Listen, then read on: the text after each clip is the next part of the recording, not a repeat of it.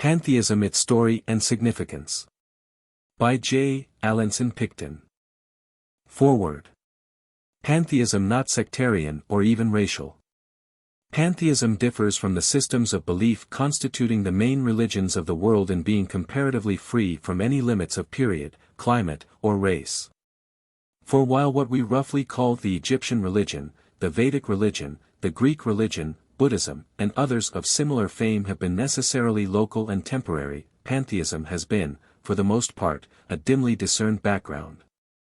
An esoteric significance of many or all religions, rather than a denomination by itself. The best illustration of this characteristic of pantheism is the Catholicity of its great prophet Spinoza. For he felt so little antagonism to any Christian sect, that he never urged any member of a church to leave it, but rather encouraged his humbler friends, who sought his advice, to make full use of such spiritual privileges as they appreciated most. He could not, indeed, content himself with the fragmentary forms of any sectarian creed. But in the few writings which he made some effort to adapt to the popular understanding, he seems to think it possible that the faith of pantheism might some day leaven all religions alike. I shall endeavor briefly to sketch the story of that faith, and to suggest its significance for the future. But first we must know what it means. Meaning of pantheism. Pantheism, then, being a term derived from two Greek words signifying all and God, suggests to a certain extent its own meaning. Thus, if atheism be taken to mean a denial of the being of God, pantheism is its extreme opposite. Because pantheism declares that there is nothing but God. This, however, needs explanation.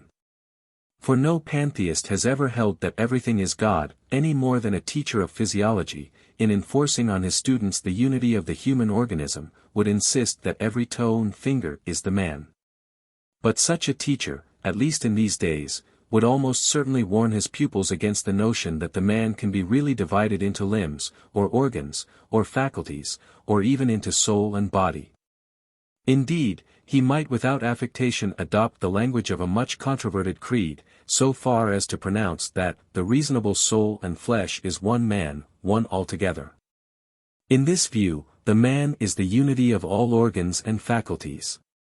But it does not in the least follow that any of these organs or faculties, or even a selection of them, is the man. The analogy imperfect but useful. If I apply this analogy to an explanation of the above definition of pantheism as the theory that there is nothing but God, it must not be supposed that I regard the parallelism as perfect. In fact, one purpose of the following exposition will be to show why and where all such analogies fail. For pantheism does not regard man, or any organism, as a true unity. In the view of pantheism the only real unity is God.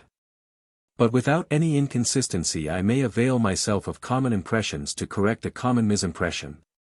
Thus, those who hold that the reasonable soul and flesh is one man, one altogether, but at the same time deny that the toe or the finger, or the stomach or the heart, is the man, are bound in consistency to recognize that if pantheism affirms God to be all in all, it does not follow that pantheism must hold a man, or a tree, or a tiger to be God. Farther definition. Excluding, then, such an apparently plausible, but really fallacious inversion of the pantheistic view of the universe, I repeat that the latter is the precise opposite of atheism. So far from tolerating any doubt as to the being of God, it denies that there is anything else. For all objects of sense and thought, including individual consciousness, whether directly observed in ourselves, or inferred as existing in others, are, according to pantheism, only facets of an infinite unity, which is altogether one, in a sense inapplicable to anything else. Because that unity is not merely the aggregate of all the finite objects which we observe or infer, but is a living whole, expressing itself in infinite variety. Of that infinite variety our gleams of consciousness are infinitesimal parts, but not parts in a sense involving any real division. The questions raised by such a view of the universe, many of them unanswerable, as is also the case with questions raised by every other view of the universe, will be considered further on. All that I am trying to secure in these preliminary observations is a general idea of the pantheistic view of the universe as distinguished from that of polytheism, monotheism, or atheism. Various forms of pantheism.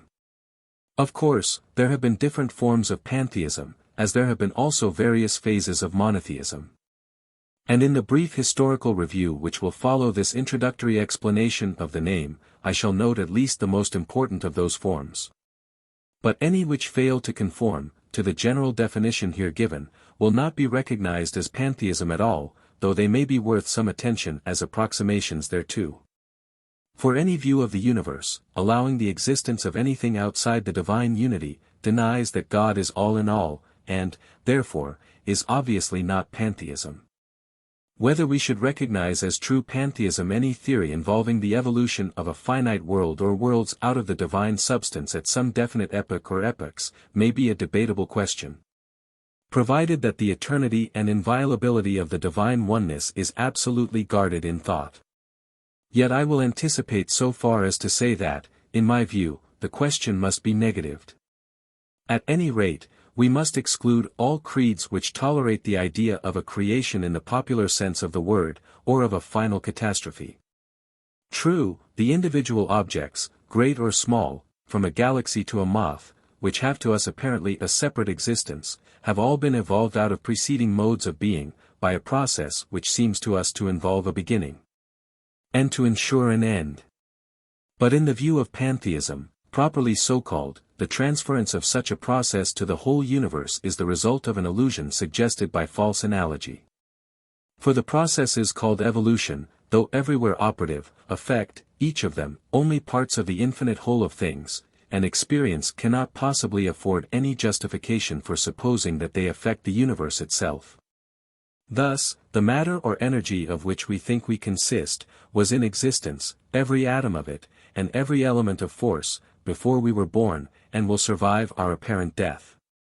And the same thing, at least on the pantheistic view, is true of every other mode of apparently separate or finite existence. Therefore no birth of a new nebula ever added a grain of matter or an impulse of new energy to the universe. And the final decease of our solar system, if such an event be in prospect, cannot make any difference whatever to the infinite balance of forces, of which, speaking in anthropomorphic and inadequate language, we suppose the eternal all to consist. Limitation of scope. But before passing on to the promised historical review, it is, perhaps, necessary to refer again to a remark previously made, that pantheism may be considered either from the point of view of philosophy, or from that of religion. Not that the two points of view are mutually exclusive. But, as a matter of fact, pantheism as a religion is, with certain exceptions among Indian saints and later Neoplatonists, almost entirely a modern development, of which Spinoza was the first distinct and devout teacher. For this statement justification will be given hereafter. Meantime, to deprecate adverse prejudice, I may suggest that a careful study of the most ancient forms of pantheism seems to show that they were purely philosophical. An endeavor to reach in thought the ultimate reality which polytheism travestied, and which the senses disguised. But little or no attempt was made to substitute the contemplation of the eternal for the worship of mediator divinities.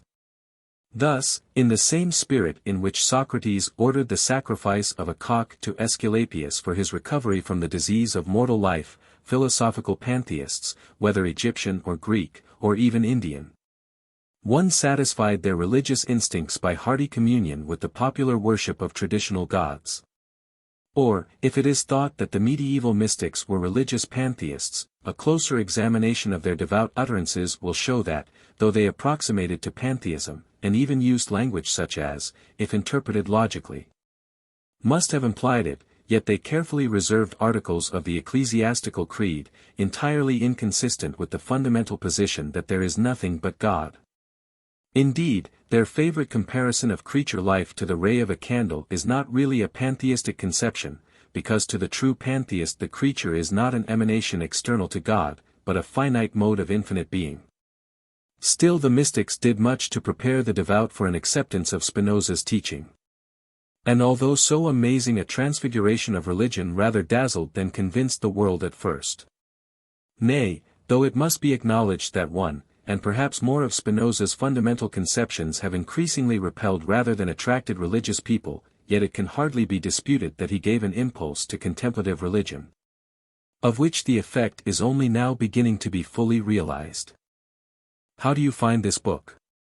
Any thoughts about the book or the author? Any suggestion for improvement?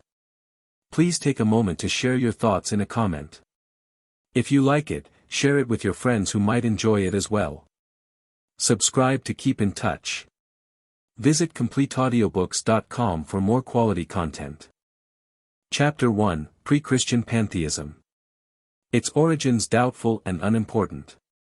It has been the customary and perhaps inevitable method of writers on pantheism to trace its main idea back to the dreams of Vedic poets, the musings of Egyptian priests, and the speculations of the Greeks. But though it is undeniable that the divine unity of all being was an almost necessary issue of earliest human thought upon the many and the one, yet the above method of treating pantheism is to some extent misleading. And therefore caution is needed in using it. For the revival of pantheism at the present day is much more a tangible resultant of action and reaction between science and religion than a ghost conjured up by speculation. Thus, religious belief, driven out from the darkness and the cloud of Sinai, takes refuge in the mystery of matter. And if the glory passes from the Mount of Transfiguration, it is because it expands to etherealize the whole world as the garment of God. Again, the evanescence of the atom into galaxies of electrons destroys the only physical theory that ever threatened us with atheism. And the infinitesimal electrons themselves open up an immeasurable perspective into the abyss of an unknowable in which all things live and move and have their being. Therefore it matters little to us, except as a matter of antiquarian interest, to know what the Vedic singers may have dreamed. Or what Thales or Xenophanes or Parmenides may have thought about the first principle of things, or about the many and the one. For our spiritual genealogy is not from them, but from a nearer and double line of begetters, including seers, in the true sense of the word, and saints, for both are represented by Kepler and Hooker, Newton and Jeremy Taylor, Descartes and Spinoza, Leibniz and Wesley, Spencer and Newman. And even these have authority not through any divine right of genius or acquired claim of learning, but because they illumine and interpret obscure suggestions of our own thoughts. Indeed, to the sacrament of historic communion with the past, as well as to the chief rite of the Church, the apostolic injunction is applicable, let a man examine himself, and so let him eat of that bread. Suggestions of nature. Obeying that injunction, any man possessing ordinary powers of observation and reflection may, in the course of a summer day's walk, find abundant reason for interest in the speculations of historic pantheism. For the aspect of nature then presented to him is one both of movement and repose, of variety and harmony, of multiplicity and unity. Thus the slight breeze, scarcely stirring the drowsy flowery, the monotonous cadences of the stony brook, and the gliding of feathery flecks of cloud across the blue, create a peace far deeper than absolute stillness, and suggest an infinite life in which activity and repose are one. Besides, there is evident everywhere an interplay of forces acting and reacting so as mutually to help and fulfill one another. For instance, the falling leaves give back the carbon they gathered from the air, and so repay the soil with interest for the subtler essences derived therefrom and dissolved in the sap. The bees, again, humming among the flowers, while actuated only by instincts of appetite and thrift, fructify the blooms, and become a connecting link between one vegetable generation and another. The heat of the sun draws up water from ocean and river and lake, while chilly currents of higher air return it here and there in rain. So earth, sea, and air are forever trafficking together. And their interchange of riches and force is complicated 10,000-fold by the activities of innumerable living things, all adapting themselves by some internal energy to the ever-varying balance of heat and cold, moisture and drought, light and darkness, chemical action and reaction. And all this has been going on for untold millions of years, nor is there any sign of weariness now. Sympathy thus awakened with the old pantheistic aspiration to find the one in the many. In the mood engendered by such familiar experiences of a holiday saunter, it may well occur to anyone to think with interest and sympathy of the poets and seers who, thousands of years ago, first dared to discern in this maze of existence the varied expression of one all-embracing and eternal life, or power. Such contemplations and speculations were entirely uninfluenced by anything which the Christian Church recognizes as revelation. Yet we must not on that account suppose that they were without religion, or pretended to explain anything without reference to superhuman beings called gods and demons. On the contrary, they, for the most part, shared, subject to such modifications as were imperatively required by cultivated common sense, the beliefs of their native land.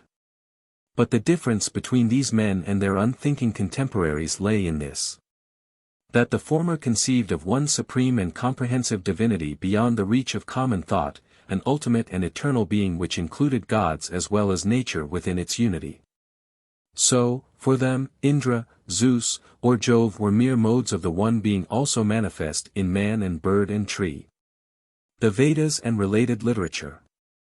Every race possessing even the rudiments of culture has been impelled by a happy instinct, which, if we like, we may call inspiration, to record in more or less permanent form its experience of nature, of life, and of what seemed the mysteries of both. To this inspiration we owe the sacred books of the Jews. But it is now generally recognized that an impulse not wholly dissimilar also moved prophetic or poetic minds among other races, such, for instance, as the Egyptians, the Chaldeans, and the Aryan conquerors of India. To inscribe on papyrus or stone, or brick or palm leaf, the results of experience as interpreted by free imagination, traditional habits of thought, and limited knowledge. Of this ancient literature a considerable part is taken up by the mysteries apparently involved in life, conduct, and death. Most notably is this the case with the ancient Indian literature called the Vedas, and such sequels as the Upanishads, Sutras, and, much later, the Bhagavad Gita. This collection, like our Bible, forms a library of writings issued at various dates extending over much more than 1,000 years. Indian Pantheism. The forgotten singers and preachers of this prehistoric wisdom were as much haunted as we ourselves are with the harassing questions suggested by sin and sorrow, by life and death, and by aspirations after a higher state. And many, perhaps we may say most of them, found comfort in the thought that essentially they belonged to an all-comprehensive and infinite life, in which, if they acted purely and nobly, their seeming personality might be merged and find peace. Their frame of mind was religious rather than philosophical. But their philosophy was naturally conformed to it. And in their contrast of the bewildering variety of finite visible things with the unity of the eternal being of which all are phases, those ancients were in close sympathy with the thoughts of the modern meditative saunterer by field and river and wood. Differences between ancient and modern conditions of thought. But the enormous interval of time separating us from those early Indian thinkers necessarily involves very great differences in conditions of thought. And we should not be surprised if amidst much in their writings that stirs our sympathy, there is also a great deal which is to us incongruous and absurd. Therefore, it may be well before quoting these writings to note one or two points marking an almost incommensurable difference between their mode and ours of regarding the world. Survival in their day of fetishistic and animistic ideas. 1. First, they were much less removed than we are from the influence of fetishistic and animistic traditions. Even in the Greek and Roman classics the casual reader is often revolted by the grossly absurd stories told of gods and heroes. And, indeed, it is impossible to conceive of the amours of Zeus, or Jove, for instance, with Leda, Europa or Danae as having been first conceived during an age marked by the poetic genius and comparative culture evinced in the most ancient epics. But the most probable solution of the puzzle is that the earliest civilization inherited a number of animal stories, such as are characteristic of savagery in all parts of the world.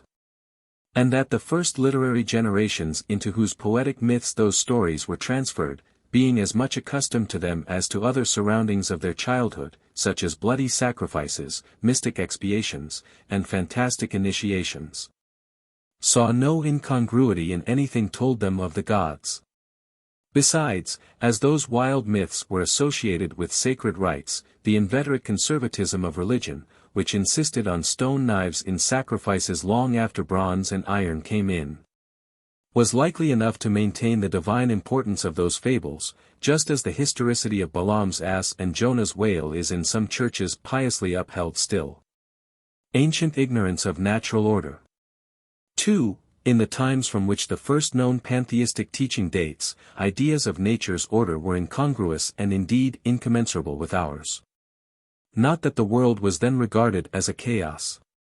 But such order as existed was considered to be a kind of balance of power between various unseen beings, some good, some evil, some indifferent. True, some Indian prophets projected an idea of one eternal being including all such veiled principalities and powers. But their pantheism was necessarily conditioned by their ignorance of natural phenomena. In fact, an irreducible inconsistency marred their view of the world. For while their pantheism should have taught them to think of a universal life or energy as working within all things, their theological habit of mind bound them to the incongruous notion of devils or deities molding, or at least ruling, matter from without. And, indeed, the nearest approach they made to the more genuine pantheism of modern times was the conception of a world emanating from and projected outside Brahma, to be remerged in him after the lapse of ages. Now, if I am right in my definition of pantheism as absolutely identifying God with the universe, 3 so that, in fact, there cannot be anything but God. The inconsistency here noted must be regarded as fatal to the genuineness of the Indian or indeed of any other ancient pantheism. For the defect proved during many centuries to be incurable, and was not indeed fully removed until Spinoza's time. Absence of definite creeds. 3. Another difference between ancient pantheists and ourselves was the absence in their case of any religious creed, sanctioned by supernatural authority and embodied in a definite form, like that of the 3 Anglican creeds. Or the Westminster Confession of Faith. Not that those ancients supposed themselves to be without a revelation. For the Vedas, at least, were considered to be of divine authority, and their words, meters, and grammar were regarded with a superstitious awe, such as reminds us of what has been called the bibliolatry of the Jewish rabbis. But subject to this verbal veneration, the rishis, or learned divines, used the utmost freedom in regard to the forced and fanciful interpretations extorted from the sacred text. A freedom which again reminds us of the paradoxical caprice shown by some schools of Jewish rabbis in their treatment of the volume they profess to regard with awe. The various finite gods, such as Vishnu, Indra, Krishna, Marut, or Varuna, were not the subjects of any church creed chanted every day, and carefully stereotyped in the tender minds of children. On the contrary, various roles were assigned by successive generations to these divinities. So that, for instance, Varuna was at one time the god of the ocean, and at another of the sky. But the uniform tendency of all poets and rishis alike was to seek, beyond all these gods, one unbeginning, unending, and all-comprehensive being, from whom these devas emerged, and into whom they must return. Not only so, but it is clearly suggested in many passages, of which an instance will presently be quoted, that the Eternal, called Brahma who was the true self of all gods, was also the true self of man and bird and beast. So that, in fact, notwithstanding the illogical emanation theory, he was the only real being, the all-in-all. Illustration from the Upanishads. Thus, one section of the Khandogya Upanishad 4 consists entirely of instructions given by a father, Adalaka, to his son, Svetaketu, who had gone through the ordinary courses of study in the Vedas, but who, in the father's view, had failed to reach the true significance of life. Accordingly, Adalaka inquires, "Have you ever asked for that instruction by which we hear what cannot be heard, by which we perceive what cannot be perceived, by which we know what cannot be known?" 5. The youth, more accustomed than we are to teaching by paradox, expresses no surprise at this mode of putting things, but simply asks, "What is that instruction, sir?" The father then proceeds to give an explanation of what in these days is called monism, that is, the absolute singleness of ultimate being, and traces all that is, or seems to be, up to one ultimate essence. Now, whether in the form given by Audiobook to his exposition, his theory can properly be called pantheism, according to the definition of it assumed above, is perhaps questionable. But that it was intended to be pantheism there can be no doubt. In the beginning, says Audiobook, there was that only which is, Greek, to Han, one only, without a second.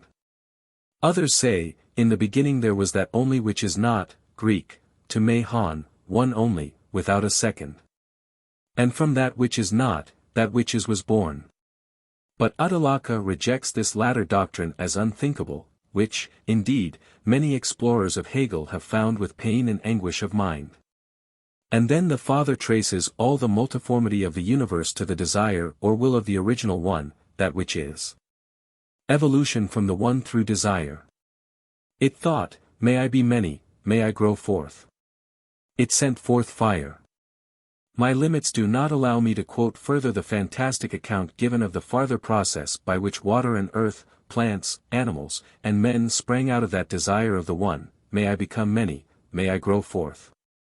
For our purpose it is more important to show that in the view of Audiobook, however inconsistently he may express himself, the original one was never really divided, but remains the true self of every finite being, however apparently separate.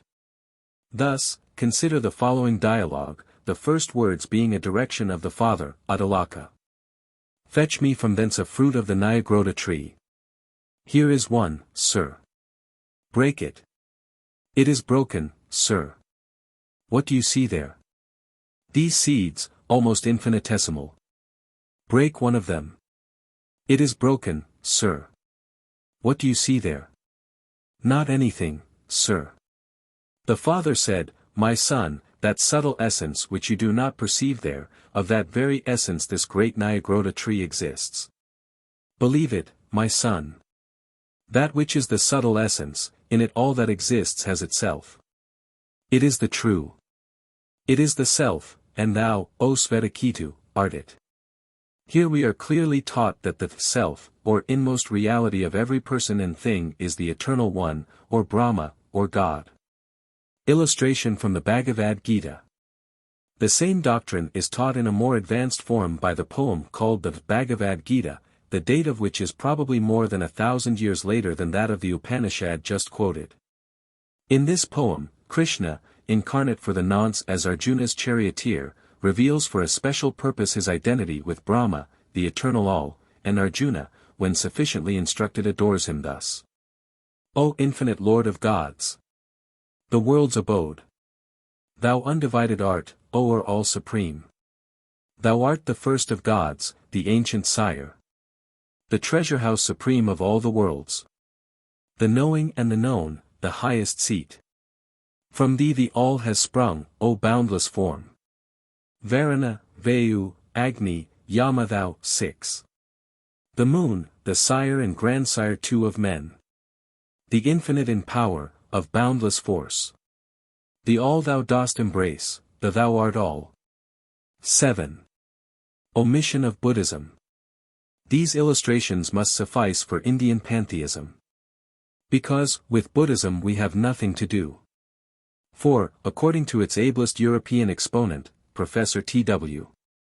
Rhys Davids, that system of religion simply ignored the conception of an all in all. And this not at all on philosophical grounds, but because its aims were entirely practical.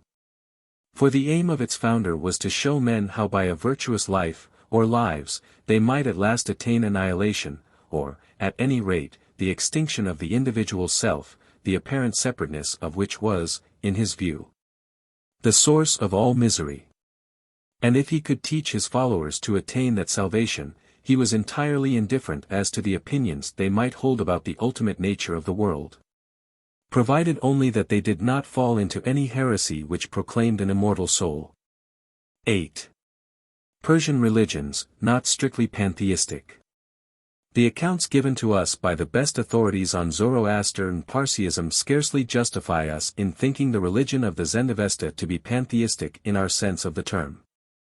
For though it would appear that Ormuzd, or Ahuramazda, the god of light and goodness, originated in, or was born from and one with a nameless impersonal unity, such as may answer to Herbert Spencer's unknowable, it cannot be accurately said that, according to the Persian view of the world, there is nothing but God. For, to say nothing of the apparently independent existence of the principle of darkness and evil called Ahriman, the relation of the Amshaspans, or supreme spirits, and of the Ists, or secondary spirits, as well as of the Foreurs, or divine ideas to the impersonal unity, seems to be rather that of emanations, than parts of a whole. Again, if it be true that, according to the Zend-Avesta, the conflict of light and darkness will ultimately cease, and Ahriman with his demons be annihilated, it is obvious that this implies a beginning and an end, with a process originating in the one, and consummated in the other. But such a process, though most actual on the finite scale, and joyfully or painfully real to us, contemplating, as we do only infinitesimal parts of the universe, and always under the forms of time and space, is yet incongruous and incommensurate with the thought of one all in all, unlimited by time or space, and whose lifetime is an eternal now. Thus true pantheism takes the universe, as it is, in its infinity, regards it as without beginning or end, and worships it. Not that pantheism denies the existence of evil or is unmoved by the struggle between evil and good, or is uninspired by faith in the reiterated triumph of good wherever the local conflict arises. But it insists that evil is relative to the finite parts of the universe in their supposed isolation, and cannot possibly affect the eternal all. It allows of no creation or emanation which would put any part of the wondrous whole in opposition to, or separation from, the eternal. But from its point of view all change, evolution, progress, retrogression, sin, pain, or any other good or evil is local, finite, partial, while the infinite coordination of such infinitesimal movements make one eternal peace. Pantheism in Ancient Egypt. Egyptian religion need not detain us. For though there are clear traces of pantheistic speculation among the priests, it can scarcely be contended that such speculations had the same influence on the cultured laity as the teaching of the rishis had in ancient India. But the truth seems to be that the oldest popular theology of Egypt was only a variety of Negro animism and fetishism. 9 Yet these groveling superstitions, as is often the case, evolved in unbroken continuity a higher faith. For, in the attempt made to adapt this savage cult to the religious needs of various districts, all alike gradually advancing in culture, the number and variety of divinities became so bewildering to the priests, that the latter almost inevitably adopted the device of recognizing in parochial gods only so many hints of one all-comprehensive divine energy. Not that they ever embraced monotheism, or the belief in one personal God distinct from the universe. But if Plutarch be accurate, as there seems no reason to doubt, in his record of an inscription in a temple of Isis, they, or at least the most spiritual of them, found refuge in pantheism. For the transfigured and glorified goddess was not regarded as the maker of the universe, but as identical with it, and therefore unknowable. I am all that hath been, is, or shall be, and no mortal has lifted my veil. The prevalence of such pantheism, at least among the learned and spiritual of ancient Egypt, is, to a considerable extent, confirmed by other Greek writers besides Plutarch. But the inscription noted by Plutarch gives the sum and substance of what they tell us. Greek pantheism. Before considering the classical and Neoplatonic Greek speculations commonly regarded as pantheistic, we may do well to recall to mind the immense difference between the established habit of theological thought in our day, and the vague, or at best, poetically vivid ideas of the ancients. For the long tradition of nearly 2,000 years, which has made monotheism to us almost as fixed an assumption as that of our own individuality, was entirely wanting in this case. Not that the idea of one supreme God had never been suggested. But it was not the Hebrew or Christian idea that was occasionally propounded, for in the ethnic mind it was rarely, if ever, regarded as inconsistent with polytheism, and consequently it verged on pantheism. Consequently, I say, because such monotheism as existed had necessarily to explain the innumerable minor deities as emanations from, or manifestations of the supreme God.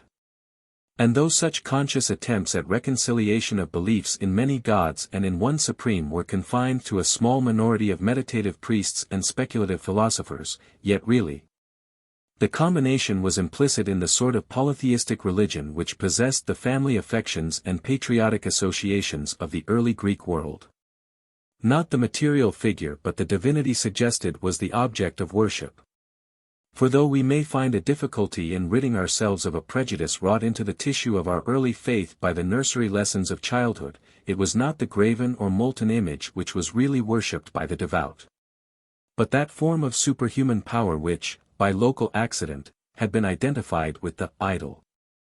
If, indeed, we supposed every idolater to have received definite religious teaching, analogous to that with which we ourselves were imbued in youth, we might well find his attitude inconceivable. But he had nothing of the kind. He only knew that in war, in hunting, in fishing, in farming, he was confronted with powers which passed his comprehension. And tradition permeated him with the expectation that such powers would be propitiated by his worship of the images set up in their names. There was therefore no reasoned creed, such as those of the Catholic and Reformed churches, but only a vague sentiment brought to a focus by the associations of the shrine. From such a view of polytheism it is easy to understand how most, if not all, of the old speculative philosophers could allow the existence of the traditional gods. Even while in reasoned contemplation they saw that all deities were subordinate to and merged in one universal God. Possible influence of Oriental pantheism. How far this unstable religious position was subject to the influence of the Oriental mysticism at which we have glanced already, is, at any rate, so far as concerns the classical age of Greek philosophy, a matter of conjecture. But the resurrection of a prehistoric and almost forgotten civilization from the buried cities of Crete has brought to light many evidences of frequent intercourse, 2,000 or 3,000 years before the Christian era, between European and Egyptian, or Asiatic, centers of life. Therefore, we may well believe that during the earliest stages of the evolution of thought in East and West, it was as impossible as at the present time for any local school of thinkers to be absolutely original or independent. Thus, later Greek philosophers, whether themselves within sound of the echoes of Hindu teaching or not, may very well have grown up in an atmosphere impregnated with mythic germs, whose origin they did not know. But however that may be, Greek pantheism, while it had many points of contact with Eastern speculation, was more purely intellectual and less essentially religious than the pantheism of the Vedas, or the solemn dream that haunted Egyptian temples. For while the aspiration of Hindu pantheists was to find and assume the right attitude toward the glory of the sum of things, the Greeks, as St. Paul long afterward said, sought after wisdom, and were fascinated by the idea of tracing all the bewildering variety of nature up to some one principle, Greek, arche, beginning, origin. Thales, about 640 BC. Thus Thales of Miletus, during the late 7th and early 6th century BC, is said to have been satisfied when he found in water, or moisture, the ultimate principle out of which all things and all life, including gods and men, were evolved. With such a speculation of infant philosophy we are here not concerned, except to say that it was not pantheism as understood in modern times.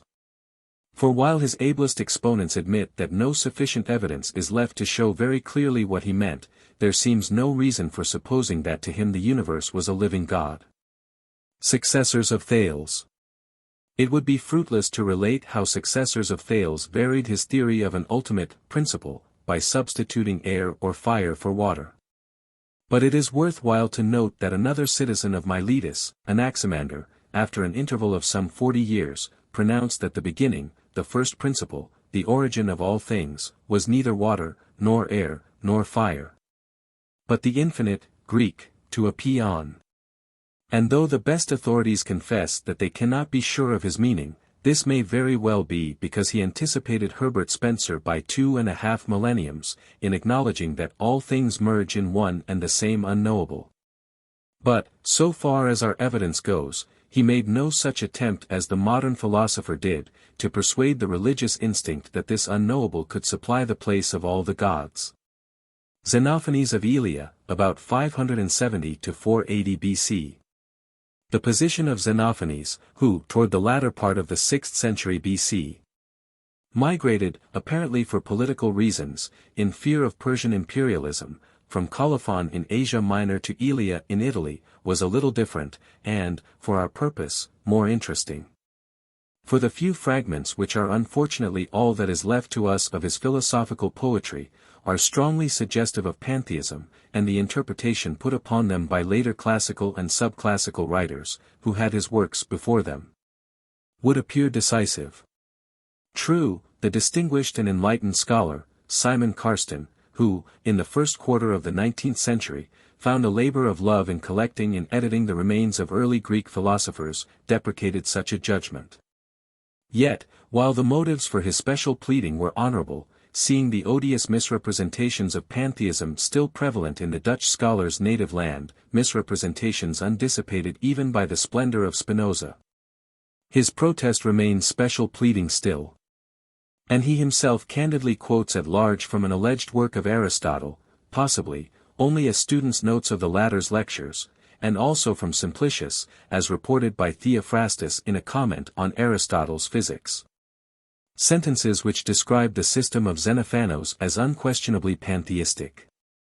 From which description I gather that the devout philosopher regarded God as the only real being, including all that in human language has been, is, and will be, without beginning or end, living and perceiving equally everywhere throughout his infinite essence.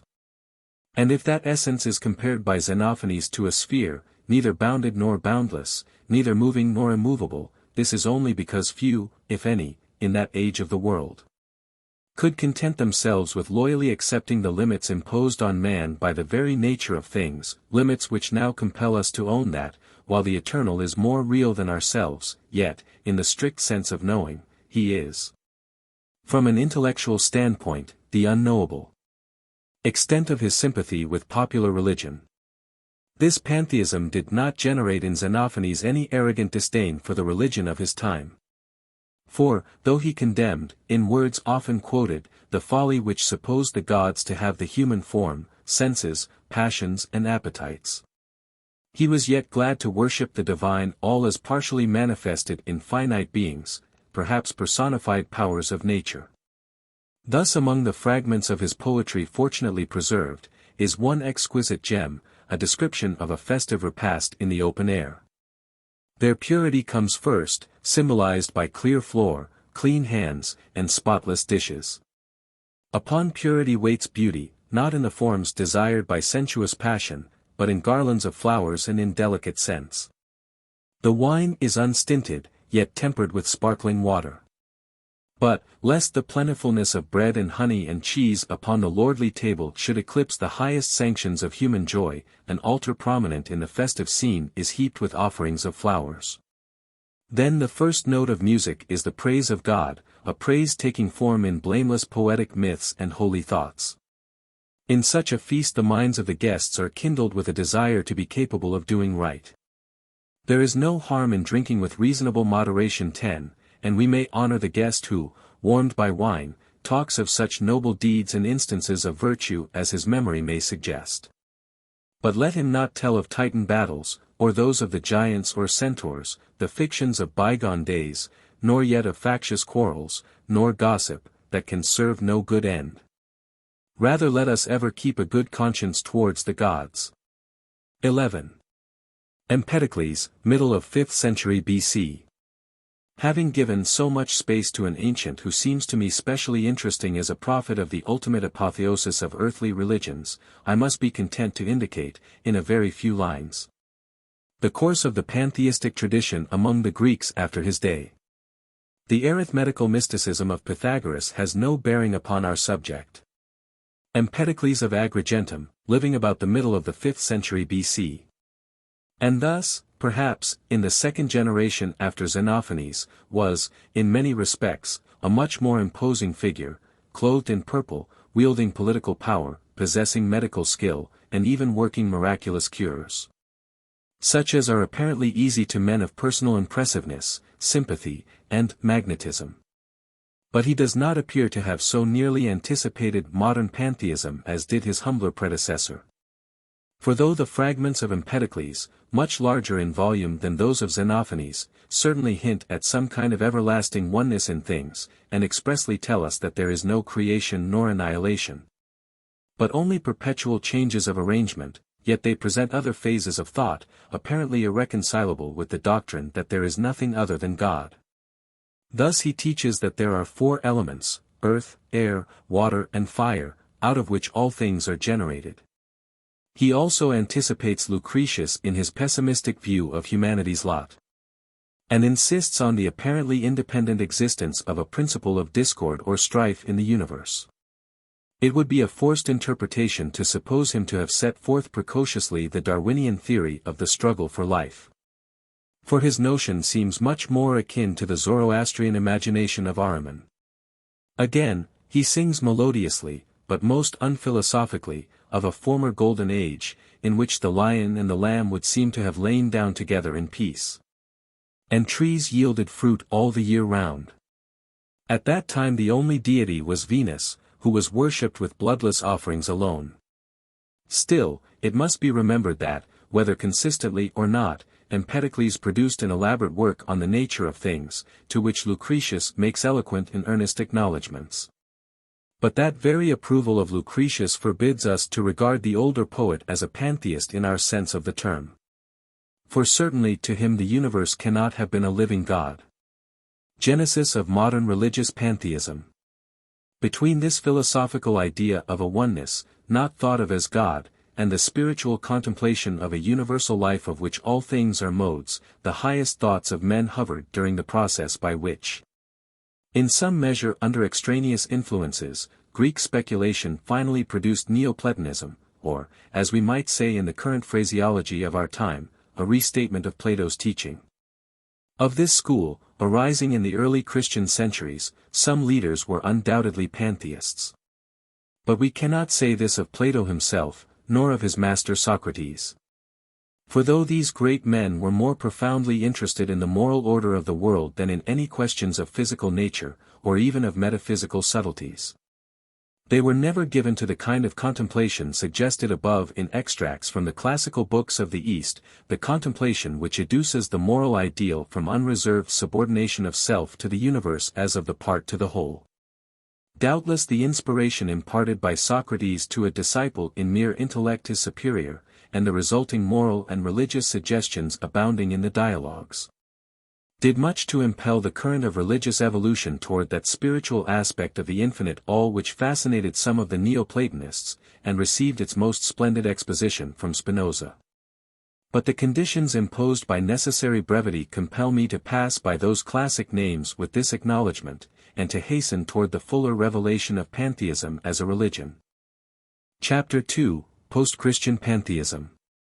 In speaking of Neoplatonism I incidentally mentioned its apparent subjection to extraneous influences. These, of course, included the rising power of Christianity and its Jewish traditions.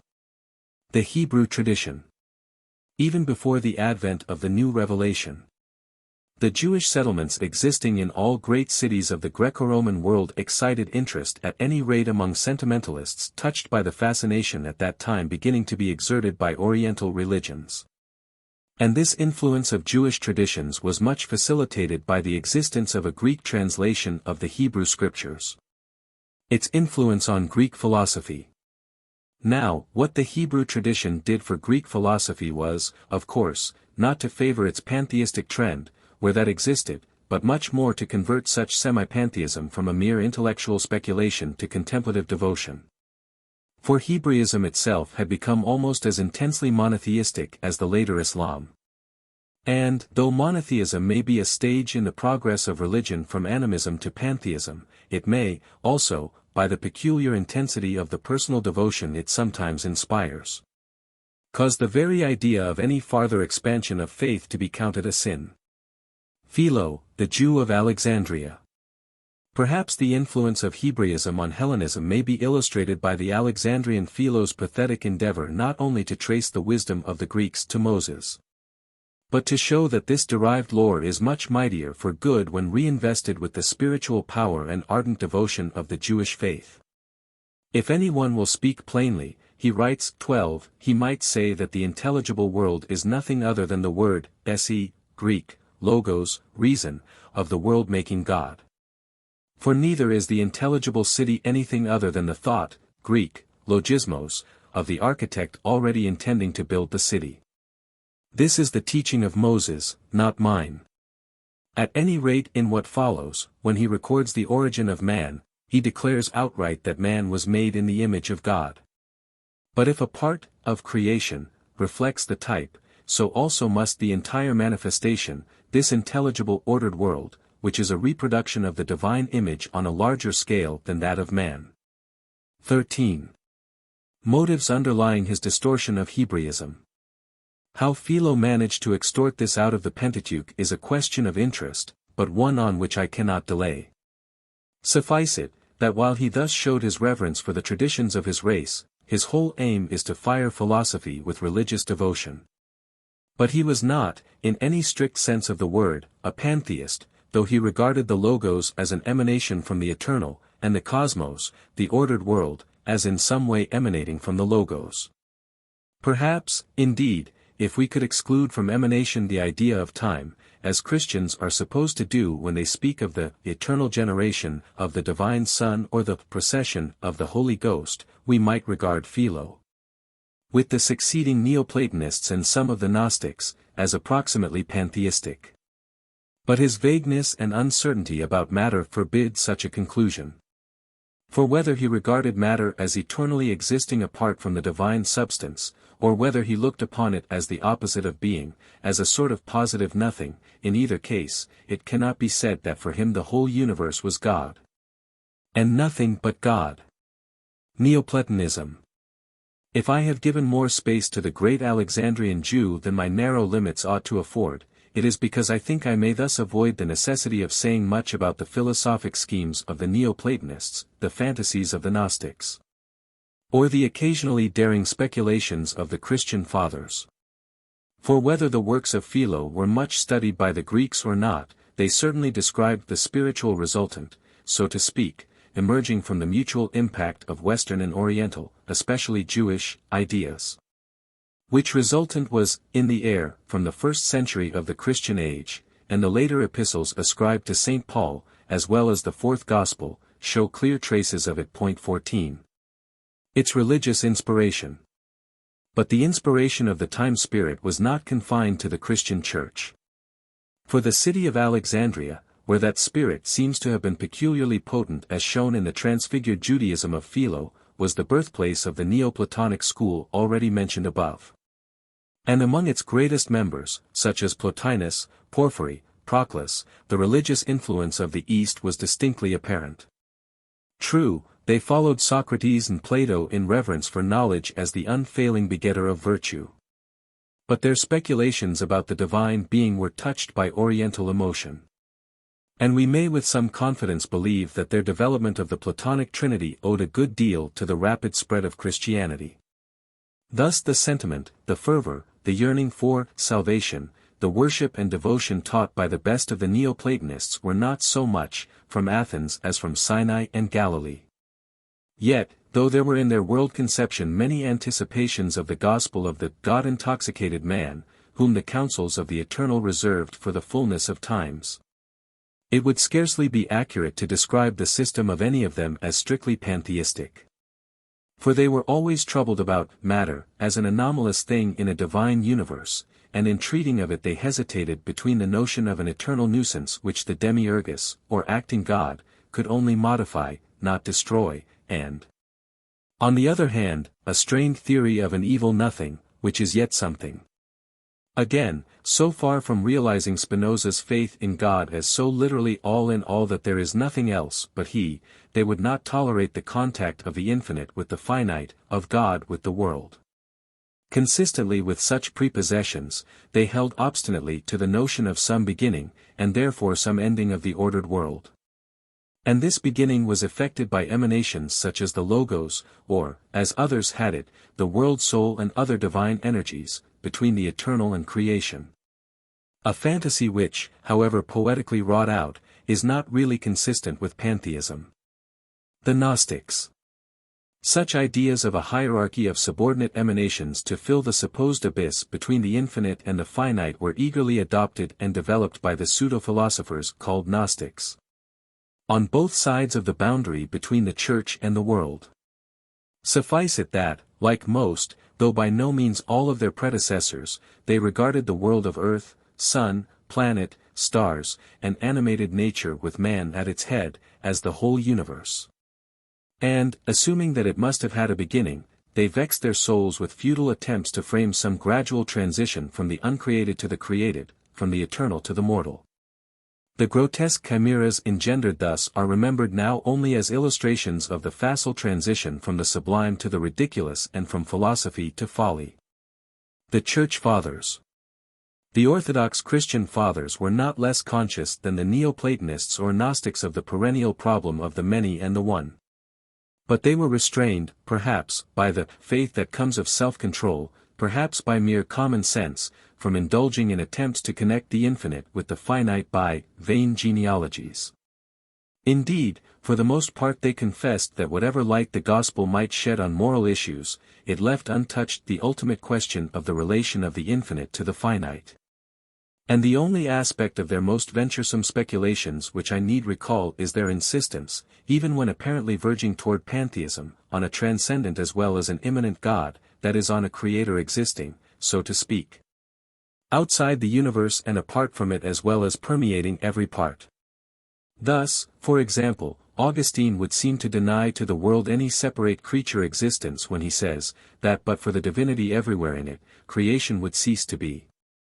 But in his insistence on the creation of the world from nothing, he directly contradicts pantheism, because he must necessarily be taken to mean that there is now something other than God. That there have been devout Christians whose mystic speculations on the relations of the soul to the eternal logically involved pantheism, if logic in such a case had any function, there can be no doubt.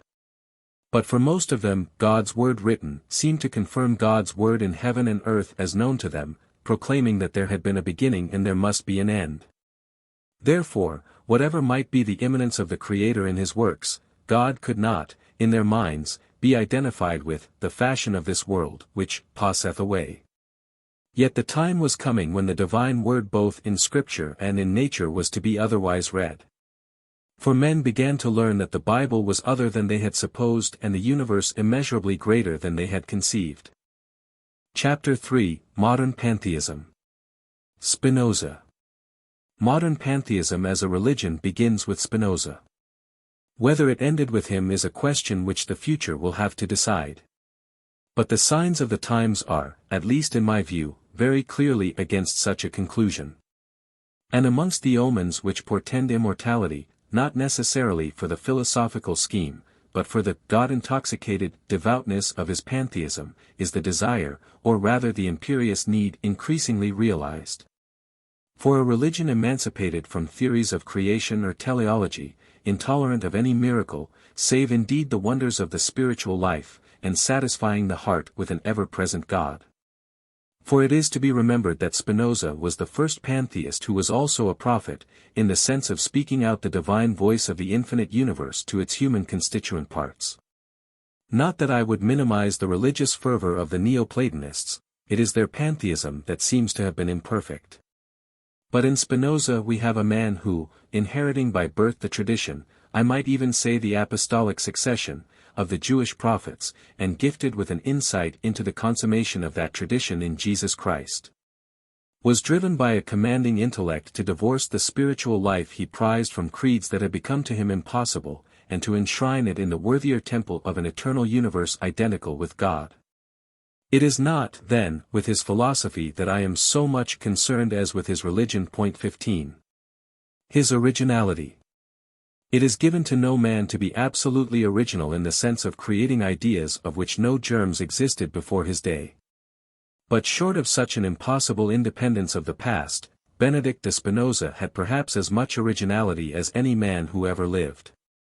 Yet with a modesty ever characteristic of moral greatness, he himself was disposed, at any rate during his earlier philosophical development, to exaggerate his indebtedness to the philosopher Descartes, whose system he laboriously abridged in the inappropriate form of a series of propositions supposed to be demonstrated after the fashion of Euclid. Fundamental differences. But whatever may have been the esoteric belief of Descartes about creation out of nothing and the theological dogmas connected therewith, He attached too much importance to the social and political functions of established ecclesiastical institutions to declare himself independent of them.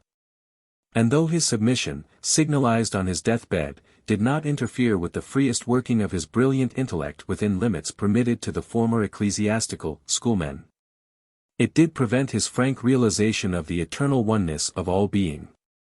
For it compelled him to retain belief in a creator distinct in essence from creation. Such a belief Spinoza entirely rejected. For though his natura naturans, or nature active, may in a manner be called the creator of his natura naturata, or nature passive, these are consubstantial and coeternal, neither being before or after the other. Thus for him there was no beginning of the universe and there could be no end. There was no creation out of nothing, nor any omen of weariness, decay, or death in the eternal order.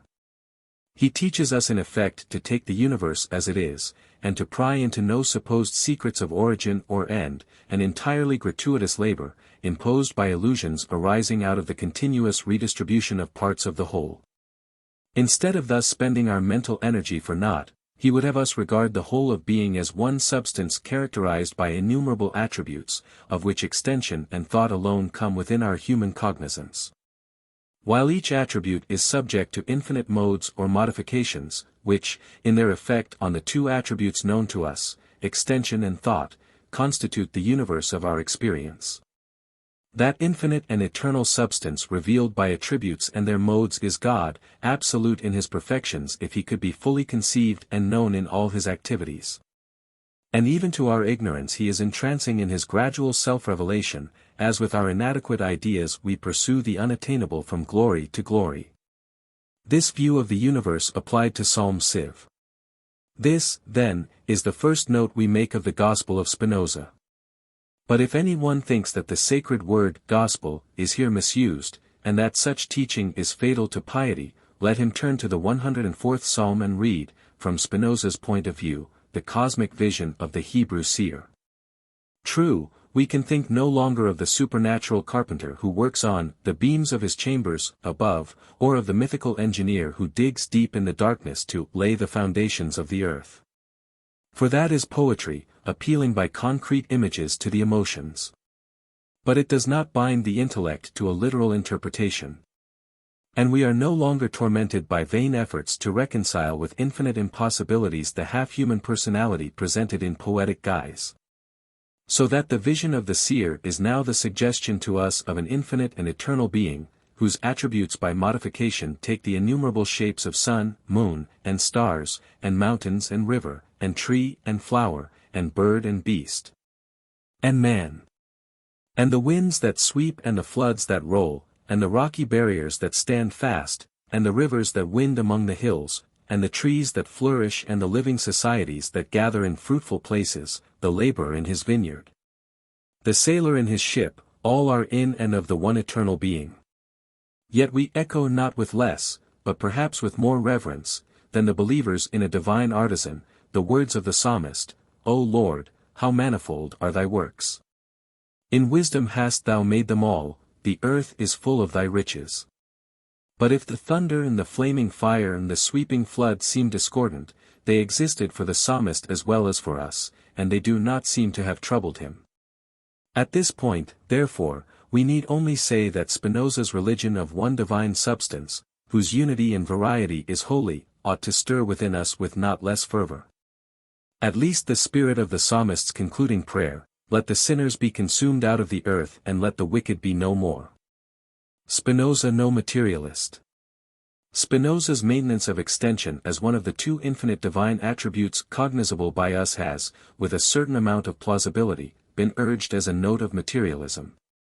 And this reproach has been supported by reference to his insistence that in man the body and the soul are only two different aspects of the same thing. For to him the body is a finite mode of God's infinite attribute of extension and the soul a finite mode of God's infinite attribute of thought, while both are manifestations of the one eternal divine substance. Still, if in any way we are to regard God as extended, it seems impossible to avoid the inference that we regard him as identified with matter, or at least the possibility of matter. Sir Frederick Pollock has admitted that this is a weak point in Spinoza's philosophy. 16 and mars its symmetry. But, being more concerned with his religion, I am content to point out that such an objection was much more effective in Spinoza's time than it is today. For the whole trend of philosophy during the 19th century was towards a view of extension itself as a mode of thought, and therefore toward the absorption of one of Spinoza's theoretical divine attributes in the other. Their effect on his system. Now if this should prove to be the permanent tendency of the most influential thinkers, as indeed seems most likely, it will probably be held that Spinoza was wrong in attributing extension to the eternal as one of the qualities of his substance. Except in so far as extension is, if not a necessary, at any rate an actual, and so far as we know, a universal mode of thought. But though, as Sir Frederick Pollock has pointed out, Spinoza has in a manner counted thought twice over, while treating of the only two infinite attributes cognizable to us, we need not, on that account, surrender his luminous idea of God as a being absolutely infinite, that is, substance consisting of infinite attributes, whereof each one expresses eternal and infinite being.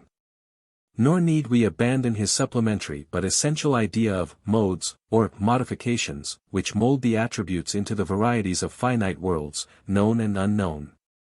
Thus it may be that, in Spinoza's sense of the word attribute, we shall have to confess that only one comes within our human ken, that of thought in a sense which includes feeling. But if the late Herbert Spencer, apart from his synthetic philosophy of phenomena, has left any permanent mark on the religion's consciousness, it has been by a consecration of the mystery of the ultimate unknowable. 17 And in the spirit of reverence thus taught by him we may still hold with Spinoza that the eternal has an infinity of other attributes with their infinite modifications not within our cognizance. This would only be an enlarged application of Hamlet's words. There are more things in heaven and earth, Horatio, than are dreamt of in your philosophy. Or, to put it in another way, the universe perceptible to us is only one of an infinity of universes. By which is not meant an infinite extension of galaxies in space, but the coexistence and, so to speak, interpenetration of an infinity of modes of existence imperceptible to us.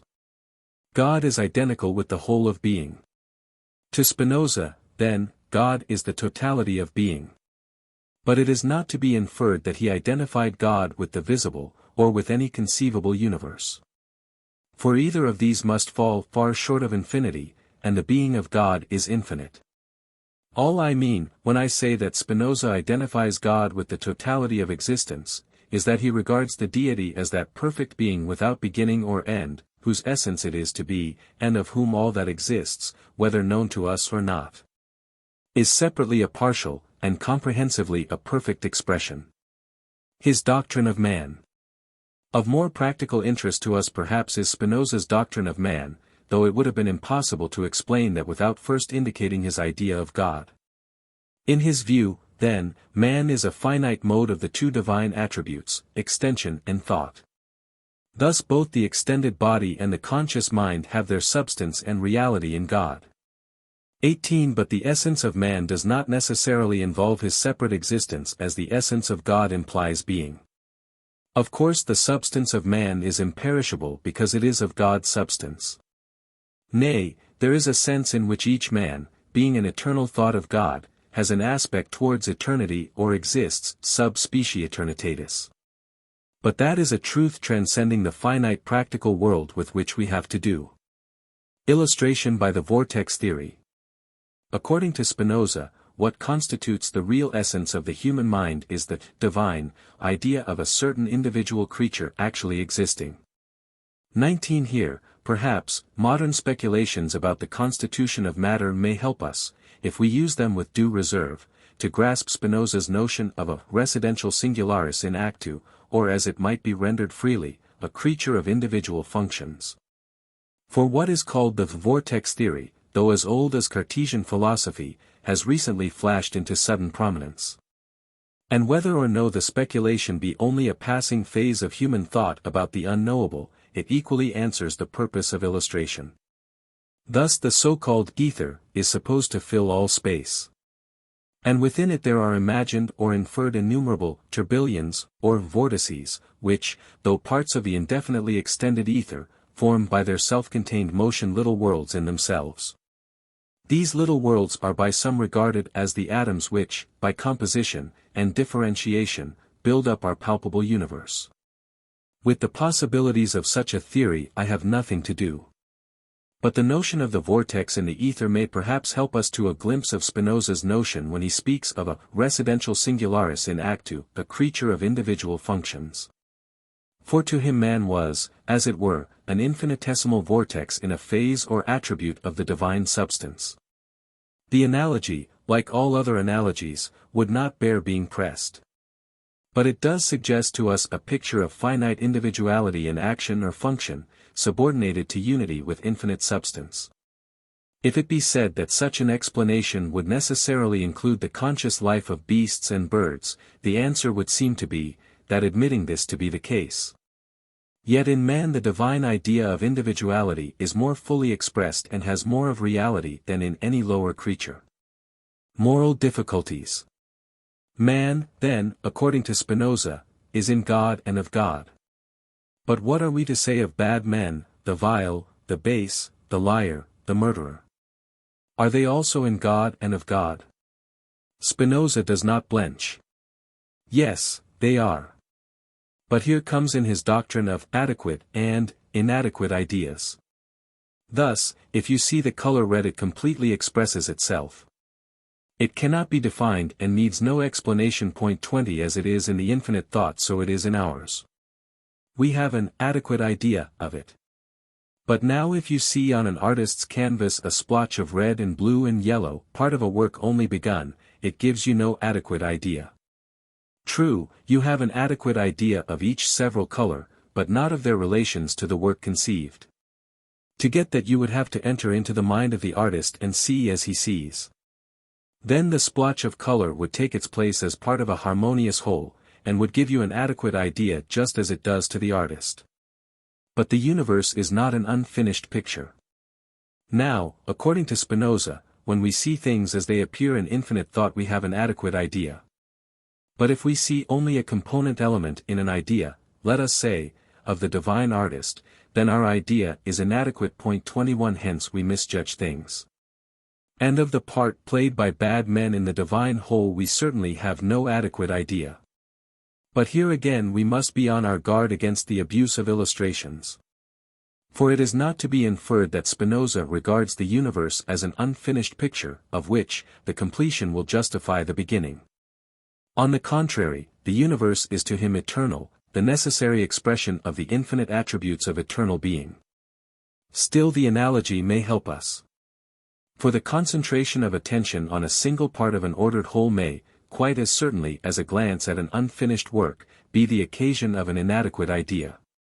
In effect, the suggestion is that if we, like God, could contemplate the infinite universe all at once, and have an adequate idea thereof, in other words, if we could ascend to the self-contemplation of the eternal, we should have the bliss associated by long habit with the words of the psalmist, I shall be satisfied when I awake, with thy likeness.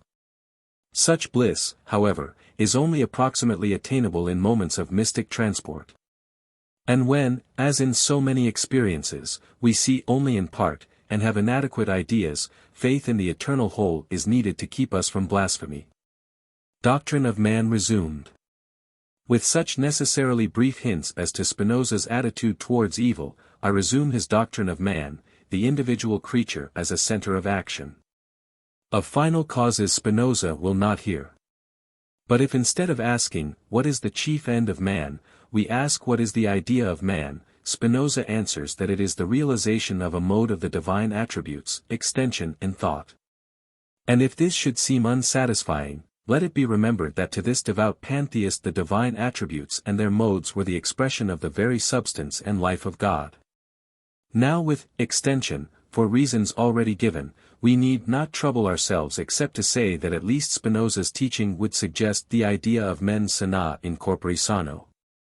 Because to him the mind was the idea of the body, and the body the object, not quite in the modern sense, of the mind. But as regards the human mode of the divine attribute of thought, Spinoza makes its ideal to be a life absorbed in such contemplation of the blessed God, the infinite whole, as shall react on the creature in inspirations of freedom, purity and love. Idea of freedom.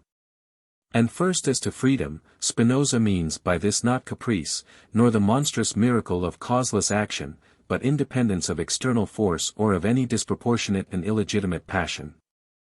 The freedom to which he aspires is the freedom of God, who eternally acts in accordance with the mutual harmony of the whole attributes of his nature, not one of which clashes with another. So Spinoza's free man is one in whom all aspirations and energies, converging in one resultant, the expression of the divine idea, move him in harmony with the universe.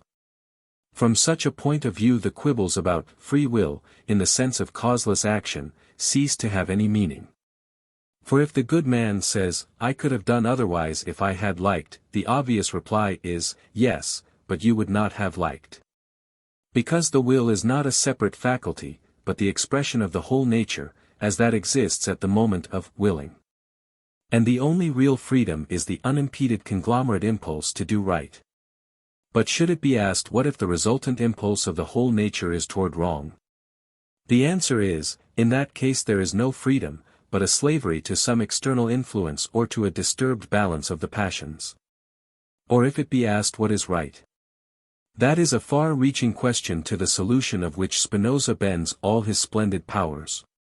But limits of space preclude me from saying more than that his ideal of right will be found conformable to the highest standards of the most spiritual religions.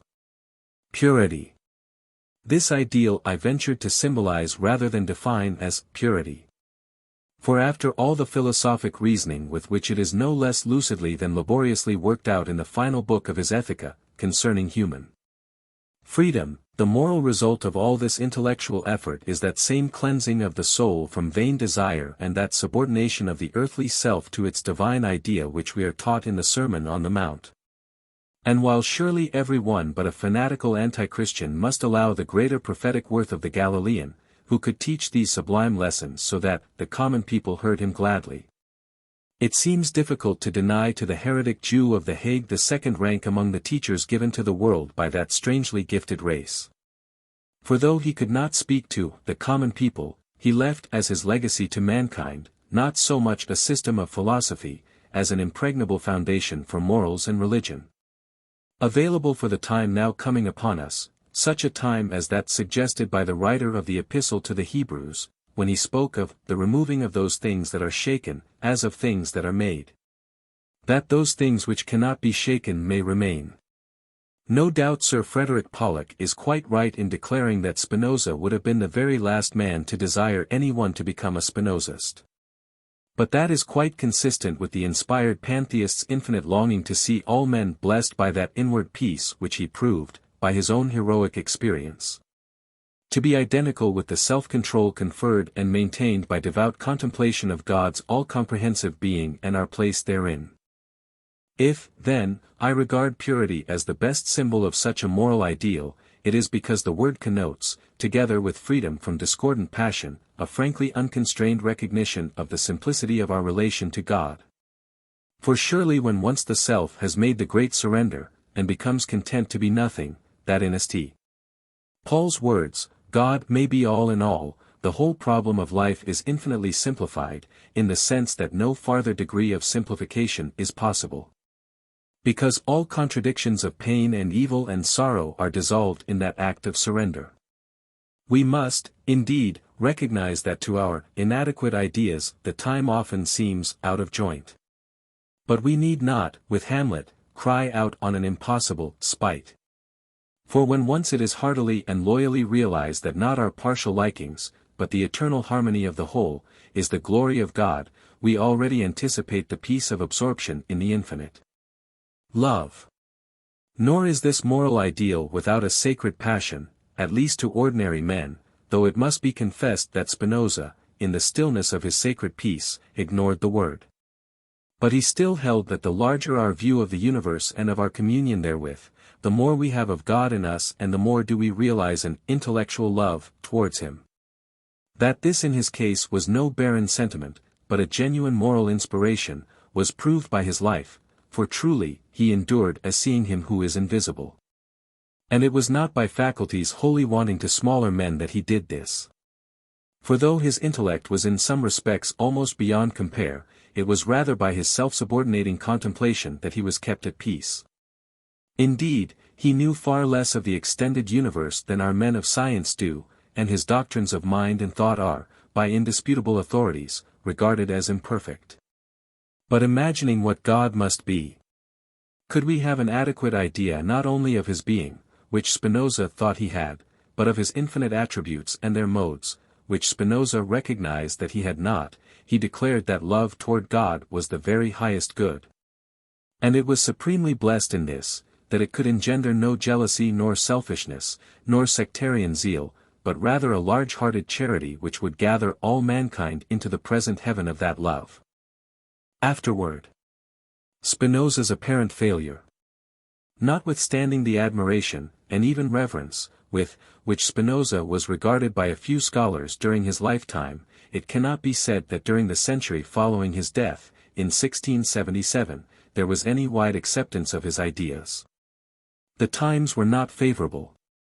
For the political and social power of ecclesiasticism, whether established or unestablished, compelled men of science and philosophers to treat dominant creeds as consecrated ground, on which ordinary methods of research, reasoning or criticism could not be pursued. In saying this, I am far from accusing those illustrious men of insincerity. Some few of them, indeed, used a sort of cryptic satire to excuse to themselves an unwilling conformity. But, for the most part, the moral pressure of tradition and education compelled enlightened men to identify the doctrines of a personal God, creation, fall, redemption and immortality with moral interests vitally essential to human welfare. Under such circumstances a prudent conservatism was inevitable. Gradual spread of Spinoza's influence. Yet, notwithstanding these restraining influences, the thoughts breathed forth by the lonely thinker were as living seed wafted abroad, and falling here and there on good ground, germinated and brought forth fruit. Sometimes his influence was acknowledged, sometimes it was repudiated, but it was there, nevertheless. It is doubtful whether Fichte's idealism could have taken the form it did had not Spinoza preceded him. Hegel, setting out on his great intellectual career with a resolve to defend the faith once delivered to the saints, yet traces its roots to a philosophy of being which, at any rate, looks very like pantheism. This is perhaps delicate ground to tread. For if one is asked whether one understands Hegel, one is tempted to answer, like the pious Scotch lady when her friends inquired whether she had understood the minister's sermon, "Heck, sirs, d'ye think I presume? Still, not my own reading of him only, but Mr. Haldane's profoundly interesting interpretations given in his Gifford lectures, make the impression that Hegel's eternal process is always a projection of subject as object and reintegration of the two. And this goes on, not only on the infinite, but on the finite scale, amidst the infinite number of processes which constitute the whole of being. But this seems to leave no room for creation out of nothing, and it is to that extent pantheistic. There are doubtless saving interpretations, but it is difficult to follow them, and they cannot cancel the initial postulate of one eternal process, consisting in the relations of infinite subject, object and reunion. On such a system I do not see how there can be anything but God, and, therefore, notwithstanding his aversion to the name, count Hegel a pantheist. Goethe and Wordsworth. Goethe and Wordsworth, in many inspired passages of their poetry, echo the faith of Spinoza. Wordsworth, of course, in the reaction from his first expectations of the new order that he hoped to see arise out of the French Revolution, was inclined to magnify the importance of established religious ceremonies and creeds. But we cannot suppose that he ever repented of his reverence for nature as a divine revelation. And we may believe that he continued to regard his practically pantheistic visions as an insight into the eternal reality from which the detailed schemes of orthodox theology were projected. Schleiermacher. That Schleiermacher was much indebted to Spinoza is abundantly evident from his own words. He spoke of the wholly repudiated Spinoza. He declared that the high world spirit penetrated him, the infinite was his beginning and his end. the universe his only and eternal love. In holy innocence and lowliness, he mirrored himself in the eternal world, and saw himself as its most love-worthy image. He was full of religion and of the Holy Spirit. And therefore he stands alone and unreachable, master in his art above the profane multitude, without disciples and without citizenship. 22. Anglican Broad Churchman. Coming down to Anglican Broad Churchmen, it would scarcely be fair to quote isolated utterances as proofs of their pantheism. And yet when Frederick Robertson asked, "What is this world itself but the form of deity whereby the manifoldness and beauty of his mind manifests itself?" And still farther, when he quotes with approval Channing's word, that perhaps matter is but a mode of thought, the most earnest pantheist would hardly desire more. For the conception of the universe involved must surely exclude the real being, or even the real existence, of anything but God. Matthew Arnold never committed himself to pantheism, nor, indeed, to any other theory of the universe. For his delicate humor and lambent satire always had in view simply the practical object of clearing a plain way for the good life through the Aberglaube of theology. His description of God as the power not ourselves which makes for righteousness, might seem, in fact, the negation of pantheism, because, if God is not ourselves, there is something other than God. But the man who deliberately justified the loose phraseology of the Bible about infinite being, by the plea that it was language thrown out at an object infinitely transcending linguistic expression, ought not himself to be pinned to the implications logically deducible from his own words, thrown out at the same transcendent object. And, though Matthew Arnold was too literary to be a pantheist, that is, though he thought more of forms of expression than of ultimate reality, his satirical disintegration of the creeds, wherever it is effective, makes pantheism the only religious alternative. So-called secular and godless alternatives may be offered, but their incongruity with the whole evolution of humanity from prehistoric animism to the higher pantheism will make their doom short and sure. Why pantheism as a religion was called modern. In the earlier part of this essay I made the remark that pantheism as a religion is almost entirely modern. The context, however, clearly showed what was meant. For several pages have been occupied with indications of the ideas and teaching of individual pantheists from Xenophanes to Spinoza. But we do not usually take much note of a religion that is confined to one or two men in an age. If it dies out we treat it merely as a curiosity, or an intellectual puzzle, like the dreams of Jacob Boehme, or the atheistic ecclesiasticism of Kant. But, if it afterwards shows symptoms of unexpected adaptation to the mental and moral conditions of a newer world, and if, on account of this adaptation, it gains a hold on men who are neither philosophers nor metaphysicians, but only religious, it demands our consideration on far other grounds than those of intellectual curiosity. Pantheistic tendencies of contemporary thought. Now it has only been during the second half of the last century that pantheism has been able to claim attention as a religion in such a sense as this. As to the fact there can hardly be any dispute. For not only has it become ever a more prominent motive in the music of the poets, and not only are all rationalizations of Christianity more or less transparent disguises of pantheism, but I may safely appeal to those ordinary members of intelligent society who are neither poets, nor divines, nor philosophers.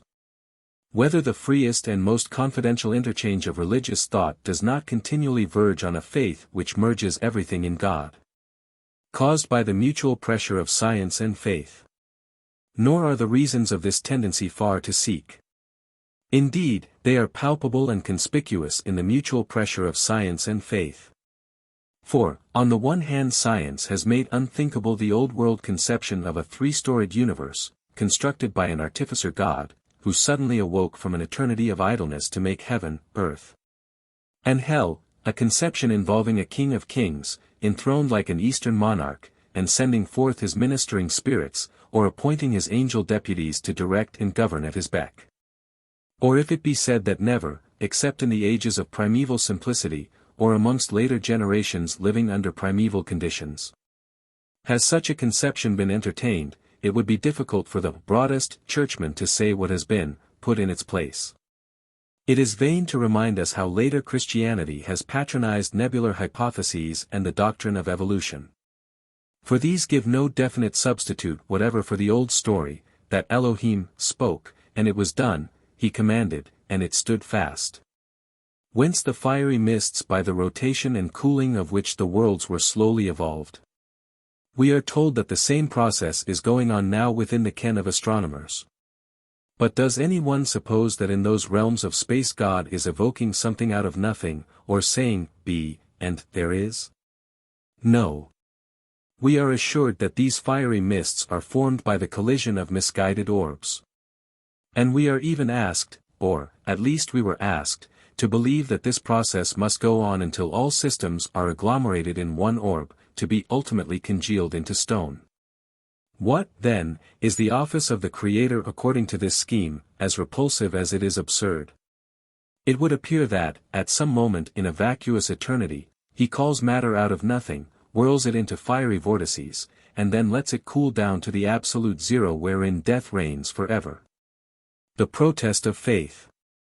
But, after all, there is a spirit in man, and the inspiration of the Almighty, of the eternal, of the glorious whole to which we belong, stirs in us a protest against this blasphemy of ignorance. Ignorance, I say, for it was not the knowledge of our wise men that whispered such things, but their sense of the vacuity beyond their knowledge. Up to certain bounds, their grasp of facts, their insight into physical order, their mathematical skill, were beyond all praise. But beyond that bound, and within it, in every inconceivable mode of the action of force, as, for example, in gravitation, brooded the unknowable. And it was not their knowledge, but their ignorance that entailed absurd issues. Already there are signs that even celestial physics and mathematics will refuse to endorse as final so revolting a scheme of material evolution and devolution, ending only in universal death. 23 And when once the rebirth of new order out of the old is seen to be everywhere and eternally taking place, then all the hints given us by science of the ultimate oneness of all things, converge in the faith that all is God, and God is all. For certainly, the latest observations on matter suggest that all forms of it are variations of one ultimate substance. And the convertibility of forces, as well as the conservation of force, point to one eternal energy. Nor is the duality thus suggested any final conclusion. For few, I imagine, would now contend that, in the last result matter and force are fundamentally different things. In fact, monism holds the field. And though the evolution of human opinion is very slow, it appears safe to predict that the triumph of that world theory is assured. Idea of creation incongruous with modern knowledge. This result is additionally secured by the increasing incongruity felt between the immeasurable vastness of the universe, even as known, and the idea of creation out of nothing. When the Almighty could be seriously pictured as constructing chambers for himself and his heavenly host above, the middle floor of earth for the children of men, and the abyss for ghosts and devils. The notion that his word evoked that puny structure from nothing might be invested by poets and prophets with a certain grandeur. Each part of the work had an object as conceivable as that of each floor in a house, and, according to petty human notions of utility, nothing was wasted.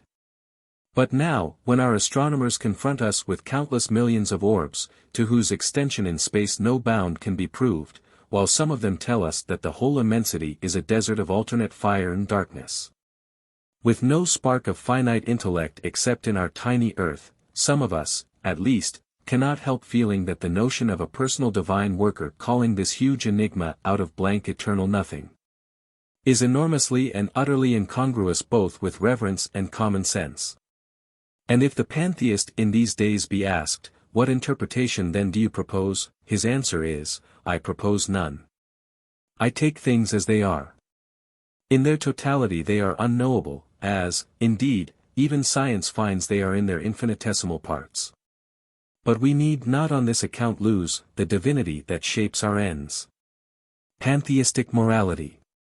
For, between the infinite and the infinitesimal the human experience realizes itself in surroundings which, when observed and reflected on, make the impression of ordered relations of parts. By a necessity of our finite and individual existence as centers of action, a necessity of which we can give no account, we present those relations to ourselves in forms of time and space. Then, when our experience is large enough and ripe enough, being enriched and stimulated by the stored-up experience of humanity, as recorded in tradition, custom, Bibles, and epics, we attain to the moral sense. And realize that we are bound to be loyal to something greater than self. That, greater, may be the tribe, the nation, humanity, or God.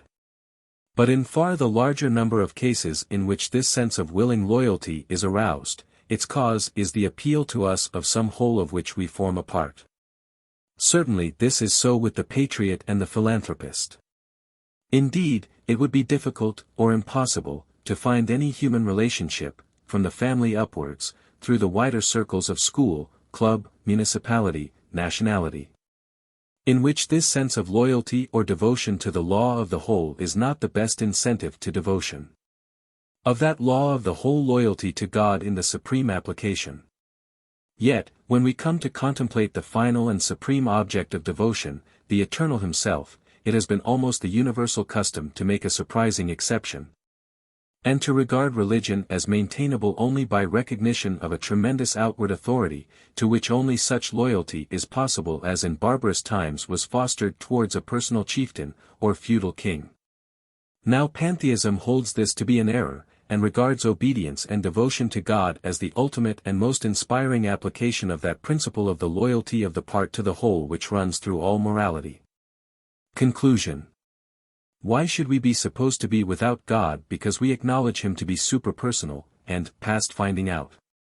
Or why should we be suspected of denying the divinity of evolution because we do not believe the eternal all to be subject to it? This instinct of loyalty, in the sense of self-subordination to any greater whole of which we are part, the distinction of right and wrong thence arising, and the aspiration after a moral ideal, are not of man's invention. Speaking, as we cannot help doing, in terms of time, I hold that the germs of this higher creature life were always in the divine unity out of which man is evolved. And in pursuing the inspirations of that higher life, as experience suggests them, humanity has always had a guide and a savior in the living God, of whom the race lifetime of man is an infinitesimal phase. In such an interpretation of man's relations to God there is nothing necessarily hostile to any form of genuine religion. Point 24. True, there are in the creeds many statements which we cannot accept in the letter. But there are few which have not some spiritual suggestion for us. And if we can attain to that intellectual love of God in which Spinoza was absorbed, we have no quarrel with any mode of sincere devotion. Pious Catholic, Protestant, Vedantist, Mohammedan, all, by the implicit, though unrecognized necessities of their faith, worship the same God as ourselves. But the wrangles of sectarian zeal no longer concern us, for we have passed to where beyond those voices there is peace.